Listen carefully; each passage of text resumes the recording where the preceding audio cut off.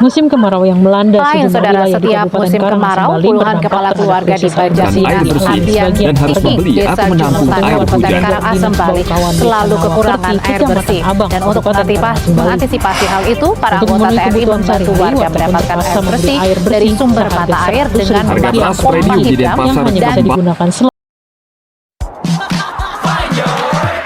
그대저와 함께 달려 Ready for action, let's go 추억 건물을 찾으러 Kehidupan manusia di muka bumi ini masih sangat bergantung pada sumber daya alam. Sumber daya alam seperti hewan dan tumbuhan masih dapat diperbarui.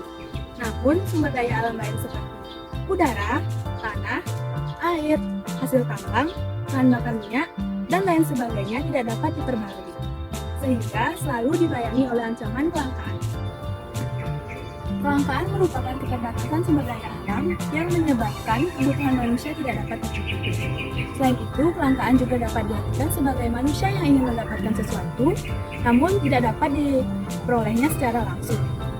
Kelangkaan yang masih menjadi topik perbincangan masyarakat di Bali adalah kelangkaan mengenai air bersih. Mungkin ini semua membuat kalian terkejut karena bagi kalian di Provinsi Bali terdapat banyak sumber mata air.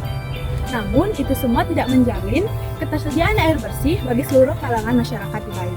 Kegunaan air meliputi penggunaan pertanian, industri, rumah tangga, dan aktivitas lainnya. Maka dari itu, air sangat berperan penting bagi kelangsungan hidup para makhluk hidup di muka bumi ini. Selain itu, kita juga sebagai manusia harus melestarikan dan juga memelihara air dengan menjaga pengolahannya seperti tidak membuang sampah atau limbah yang menyebabkan polusi air, menghemat air, dan yang terakhir menjaga ekosistem yang ada.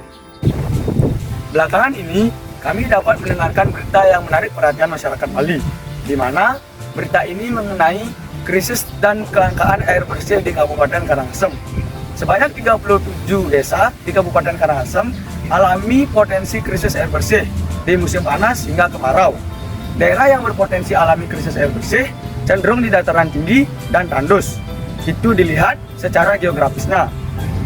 Kepala BPBD Karangasem mengatakan bahwa di daerah Karangasem alami krisis air bersih sudah tersebar di beberapa kecamatan seperti Kubu, Abang, Babandem, dan Karangasem itu sendiri.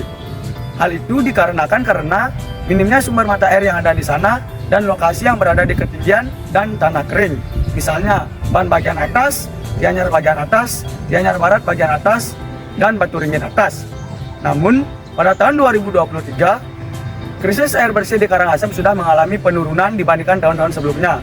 Dikarenakan karena masyarakat yang ada di sana sudah menemukan sumber air baru dan sudah membuat pam simas. Contohnya di Desa Ban dan di Desa Sukerana. Namun perlu kita ketahui juga, pada saat krisis yang dialami oleh masyarakat Karangasem, mereka terpaksa membeli air bersih untuk memenuhi kehidupan sehari-harinya, seperti mencuci, memasak, untuk minum, dan untuk aktivitas lainnya yang memerlukan air. Harga air per jerigen sekitar Rp5.000 sampai Rp10.000, sedangkan harga air per tangki rata-rata mencapai Rp300.000 hingga Rp350.000. Krisis air bersih yang terjadi di Kabupaten Karangasem berdampak buruk bagi makhluk hidup di sekitarnya, baik dari segi kesehatan, lingkungan, perekonomian, dan yang paling berdampak adalah keberlangsungan hidup manusia. Yang pertama ada krisis kesehatan. Krisis air bersih beresiko tinggi munculnya penyebaran penyakit, diantaranya ada diare, kolera, disentri, dan polio. Yang kedua ada krisis air bersih memperburuk lingkungan. Krisis air bersih bisa memperburuk lingkungan sebab tumbuhan dan hewan memerlukan air bersih untuk berkelangsungan hidup. Jika tumbuhan dan hewan mati, maka piramida rantai makanan dan ekosistem alam akan mudah terganggu. Yang ketiga, krisis air bersih mengganggu sektor perekonomian.